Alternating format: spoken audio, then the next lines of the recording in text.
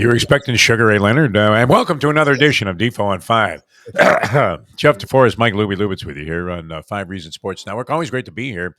And later on today, the CEO, the founder, the man, the big maca behind 5 Reasons Sports Network, scheduled to join us on our Defo show, which airs from 7 to 9 live and then continues on an endless loop that is made available to you on South Florida Live, which, once again, we implore you to go ahead and subscribe to that if you like the stuff that we do here. I think you'll really like what we do there, including interviewing the mecca, the guru of all Heat basketball, and that would be one Ethan Scoop Skolnick. So that's coming up later on our show today. Kind of a late night. I mean, it was almost like having a night off, Lubie, even though there were 3 playoff games contested, 2 in the NHL, 1 in the NBA. And I don't know that I agree with this theory. You've been proposing this, you've been professing this for a while here on the show. And that is, especially if it's a team that you're rooting for or have a monetary interest in. After winning game 1 on the road, I don't believe in conceding that second game. I believe that all games are pivotal in the playoffs. And if you have a chance to bury a team, bury them right now, which is what the Panthers are facing tonight. They have a 1-0 edge on Toronto. They outskated them in every aspect of the game. There was a 2-2 tie very briefly. Other than that, that little short period there where you saw the Toronto Maple Leafs coming back in that game. The Panthers controlled probably, 50 minutes of the 60 minutes in that contest. Complete control. Bobrovsky, all of a sudden, Sergei Bobrovsky, the human sieve, as we like to call him, but a beached whale, in Lubie's opinion, has actually started to round. Well, I mean, maybe that's a poor choice of words, but sort of to morph into form after last night's or 2 nights ago, but when he held the Maple Leafs to 2 goals and left those fans absolutely despondent. Man, they were throwing up Labatt's in the parking lot after the game. They really couldn't stand the idea that Toronto once again was going to be shut out of the possibility to win the Stanley Cup. Series far from over. But, Lubie, how are you? And do you still believe that you can take a soft approach to game 2? I say you go in there and try to annihilate them right now, and you're figuring at worst, even though home ice doesn't hold up that much in the Stanley Cup playoffs. Certainly this year has been a very illustrative example of that. But you have to think that you probably get 1 out of 2 at home. So the chance to, have that little safety net there where even if you lose 1 at home, you're still up 3-1 in the series with 3 swings to close it out. You could say, look what happened to Boston. I love that position. I like that a lot more than thinking, oh, well, we got the split, so we're okay now. I think you go in there tonight with just a kamikaze killer mentality and try to knock Toronto right on their heels and put them on the ropes and maybe out of the playoffs. What do you think, Libby? I'd rather go for the kill. These teams don't think that way. I look, the Panthers aren't dealing with any injury issues from what I know, so it's a little different for them. I think you go for the kill shot, and if you can go up 2-0 on the road, you're giddy. You just know in the back of your mind, coming home 1-1 is a win. I mean, Toronto, again, is one of the top 5 or 6 teams in all of hockey, and you came off a bloodbath war series versus the Bruins, 7 that went to overtime, and you won in overtime. That going and getting 1 in Toronto, that's all you need. And that's what ends up happening is, just because it's all you need, is it what's best for you? Look, the Panthers didn't play well at home. Like, you can't assume that you're going to play well. Look, they won 3 on the road in the last series. They only won 1 at home. So you can't just assume that you're going to get the split. I'd rather them go for the jugular, really put Toronto, on their heels, but they never do because they know in the back of their mind they can't. Look at the Sixers last night. The Sixers gained Embiid and played abysmal. Like, these teams do that. I don't know why the professional athletes, they shouldn't need extra motivation. But we see it time and time again, that stupid extra motivation, the chip on their shoulder crap works. I don't know why, but it does. If I'm the coach of a team that's going in up 1-0 on the road, and now we did see the Devils lose the first 2 at home to the New York Rangers and then come back and win 4 out of 5, clinching in convincing fashion Game 7 at home, where home ice advantage in that series meant absolutely El Zipperoni. In fact, I guess the home team won games 5 and 6, the old Pivotals games 5 and 6. But other than that, I mean, you had the Devils lose the first 2 and the Rangers lose the next 2 at home. So it was kind of weird. You had 4 straight games where the home team came out losers. Did the Rangers go up 3-2 in that series? No, they had to battle back. So, Tied it. but anyway, I'm going nude Rockney if I'm the coach in the locker room before this game. I'm acting like we lost game one and saying, hey, listen, guys, we got to win one for the Gimper here. And then, you know what? And then you can go back and assess what a favorable position you're in, especially if you're up 2-0 after the 2 road wins. That's where I want to be. So I'm hoping the Panthers take that mentality tonight. Don't take the night off, and don't let things slip back into the kind of a lackadaisical play they showed in games 3 and 4 against the Bruins. They're on a roll. They've won 4 in a row, and an excellent opportunity right now to just put the Toronto Maple Leafs right there on the very edge of the plank and about to dive into some very cold waters if they have to come down to South Florida and play games 3 and 4 after losing the first 2 at home. I would have to think that would be a position that you would desperately be seeking if you were the Florida Panthers tonight. Now, it doesn't mean that they're not going to try, but you're right. There seems to be something with professional athletes. That was embarrassing last night. What happened in the second half. Third quarter was pretty much the undoing of the Philadelphia 76ers. And B did not look great in the game. He didn't look like his MVP forceful self, but he wasn't horrible. And yet the Boston Celtics shot lights out from three-point range. Jaylen Brown was on fire throughout that ball game. I don't know how he finished up because I lost interest after it became a blowout. Like and that kind of made for an easy night, didn't it? Because you had a couple of hockey games. Good game, a real fast-paced, high-action game in the game with the Las Vegas Knights, and they're taking on Edmonton. Edmonton is like an automatic on the power play. I think they've scored on like more than 100% of their power plays. I think they've even had double goals. No, you can't do that, but they've been deadly on the power play. And they get on a power play, they get up on Las Vegas, and Las Vegas comes back. They take a 3-1 lead. They cough that up. It's 3-3. And they score 2 goals inside of a minute to make it 5-3. They eventually go on and win it 6-4. So the Las Vegas Knights taking an edge over Edmonton in what figures to be a thriller in Manila type of high end-to-end action series with some of the really, really great scorers coming from the Edmonton Oilers. I mean, you have guys there. McDavid is sensational, man. One of the, he may be the best player in hockey.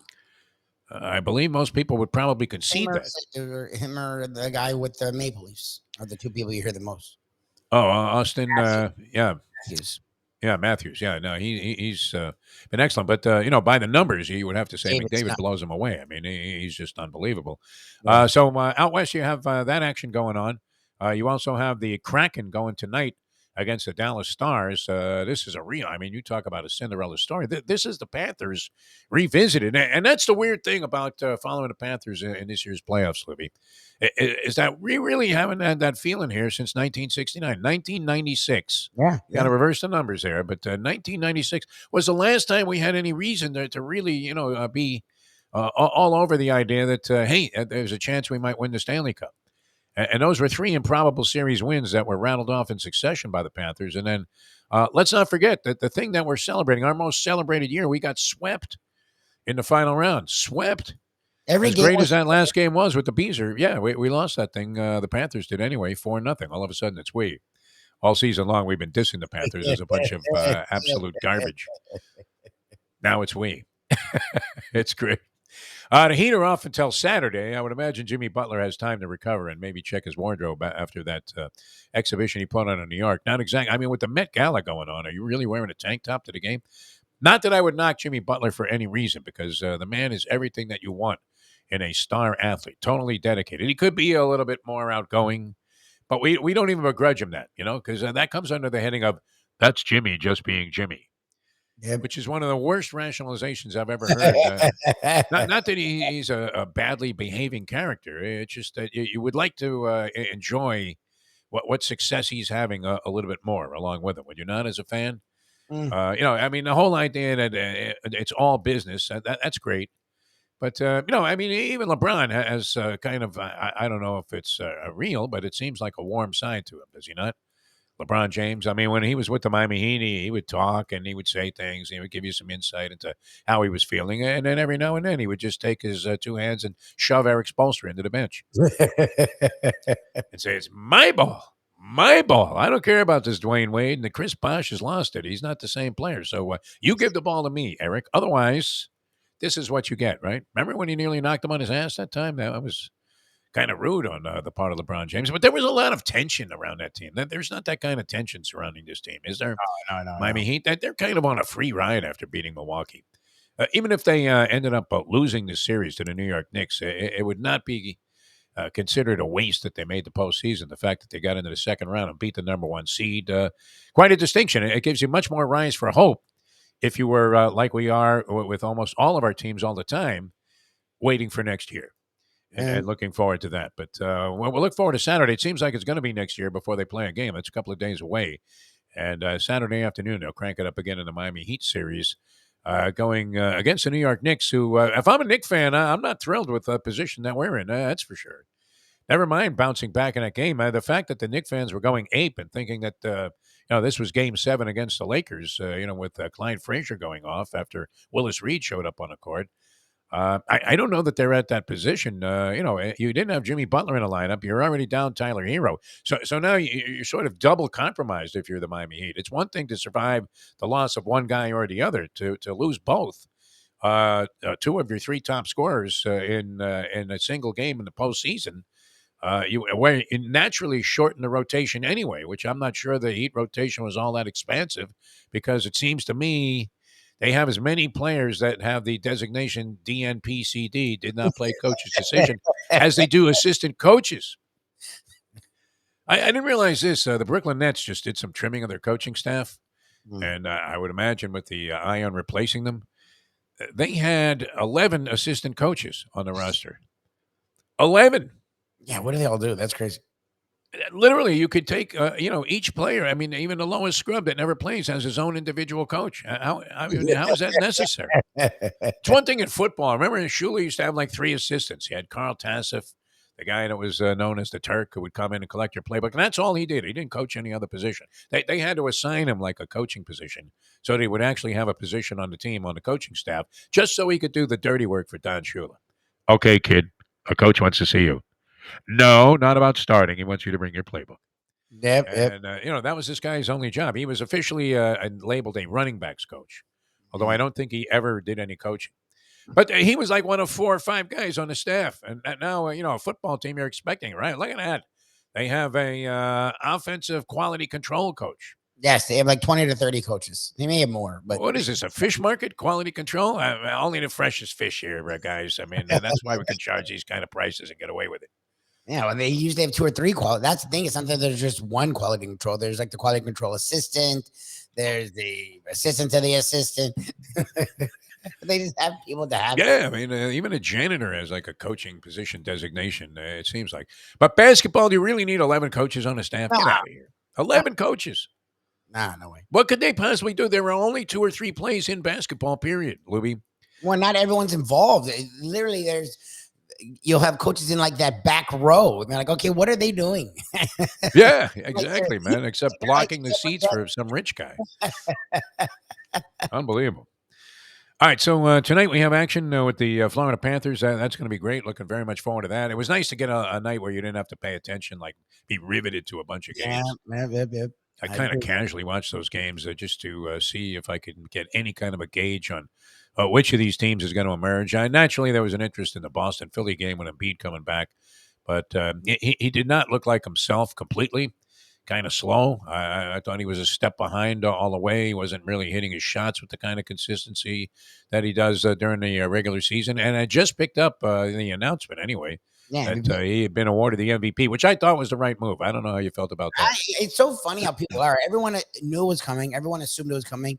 It was understood it was coming. And then when it came, all these people were like, well, it should have been Jokic. It should have been Jokic. He led all the stats. It's like, dude, are you new to the NBA? Michael Jordan should have won 10 MVPs. What is it, like 4 or 5? Like Shaq. How about when Steve Nash was winning over Shaq? Shaq has 1, and Shaq could have won like 3 or 4.